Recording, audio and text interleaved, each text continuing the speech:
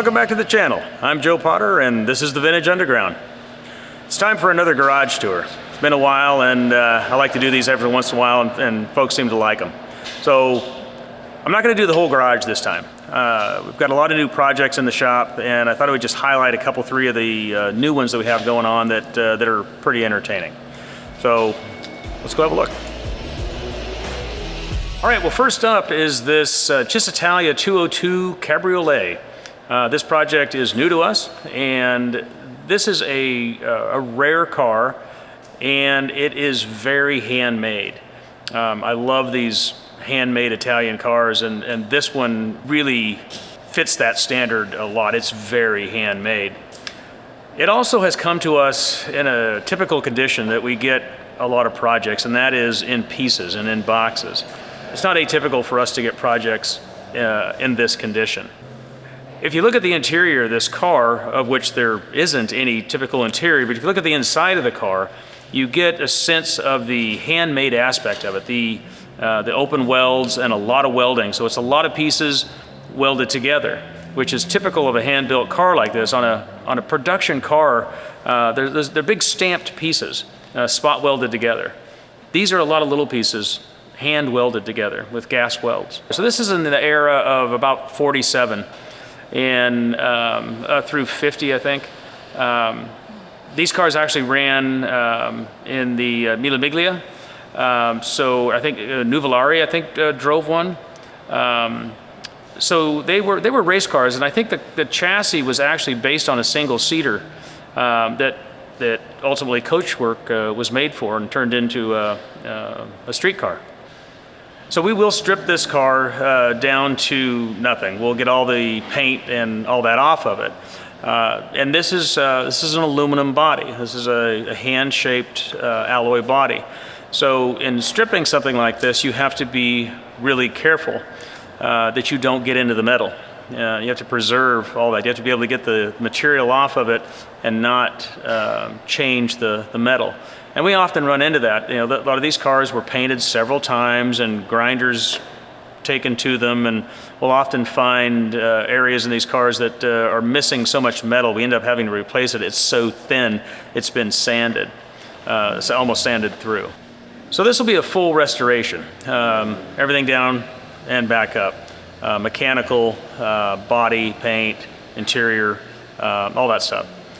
So everything gets taken down to zero and back up, and there's just a lot of documentation that has to go in on all those steps, and especially on something like this that's been taken apart. You lose all that history. Now, if it's taken apart, you lose a lot of history, and if somebody else has already started painting and modifying and semi-restoring things, you lose a lot of the story.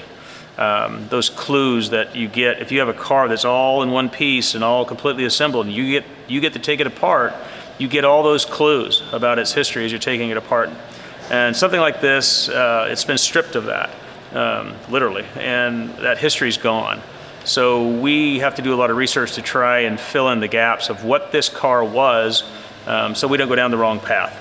So I think that's about it on this one. We're really excited. We love these kind of projects that are a challenge, and these handmade cars are certainly that. There's such a distinctive difference between a production car and a hand-built car. These are a challenge. They're interesting and very entertaining, and we love doing this stuff. And on to the next one. This one is new to the shop. This one's not. These are both Ferraris. This is a short wheelbase Berlinetta GT 250. This is a 250 GTE. This car we restored, the silver one, about 8 years ago, I think. The reason I have both of these cars here is to kind of highlight what they are. This is not a real short wheelbase car. This used to be one of these. It was very common for, in the 80s, I think 70s and 80s, to take a GTE and remove the body and make a competizione or short wheelbase, a GTO, something like that, out of it. And this is really, really well done, as many of them were. The customer just bought this, and we are going to do some upgrades to it and some changes to make it a little bit more drivable. Yeah, for this particular owner. They got a little bit too accurate in making it uncomfortable. The cockpits on these are small.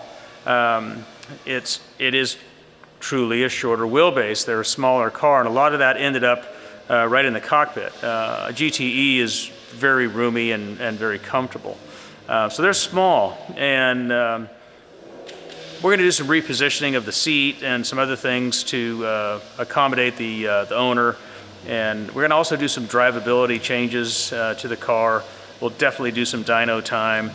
I think this car came out of a home that was at 5,000 feet of elevation, so the jetting's all wrong. So we'll do some dyno runs with it and sort it out and make it something that can truly be almost daily driven, repeatability, easy to use, and fun to drive. You know, in modern terms, they're not wildly powerful cars or powerful engines. During the time, they were, especially at only 3 liters. It's a pretty small motor. So these are nice performing cars. I mean, the one thing about the short wheelbase conversion is it is an alloy body, and so it is actually much lighter than the GTE. The GTE is a steel body. It's got a lot of interior and leather and stuff in there, but it adds a lot of weight. So it is a lot lighter. It will have a much better performance out of the same drivetrain. This car has just a 4-speed in it.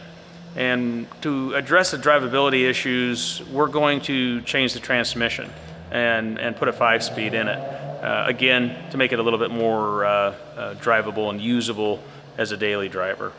So that is the journey for this one, and again, this is really fun stuff for us to get to play with these something like this and really set the intent of what we want it to do and what we want it to be, and then meet that goal. It's a lot of fun, and we have a good time doing it.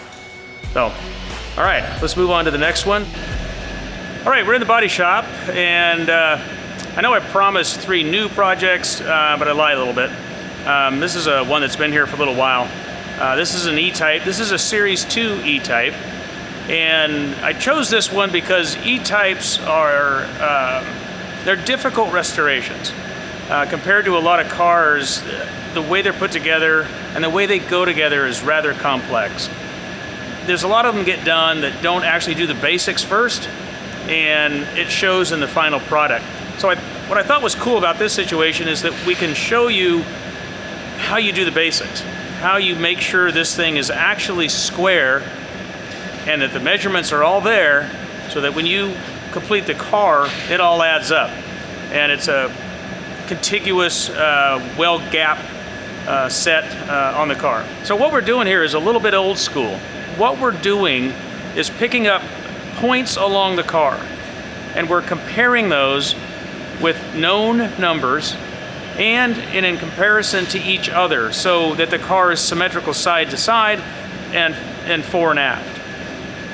Everything shows up on an E-Type on the bonnet. The superstructure, which is the section right in front of the firewall or scuttle, is bolted on. And more often than not, these cars get hit at some point in their life, and that all changes shape. The entire front of the car, the entire bonnet, is pivoted off of 2 points at the forward edge of the car. So any misalignment shows itself multiplied in how that bonnet lays down. And you'll often see E-Types that the bonnet fit just isn't right, won't latch well, and all that kind of stuff. And that's why. And that's why we do this, is to set the car at a fixed number so we know where everything's at, we know what the numbers are, and we can make the bonnet do exactly what it's supposed to do. In this case, the superstructure is completely new. This car had been damaged at one point in its life and kind of poorly repaired, and there were cracks and poor repairs on the superstructure, so we just started over, mostly for safety.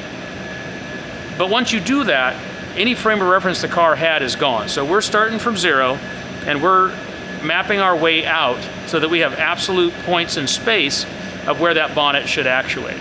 So this is a lot of work. It's a lot of hours to do this at this stage. But if you don't do it, when you get paint on the car, it's not fixable.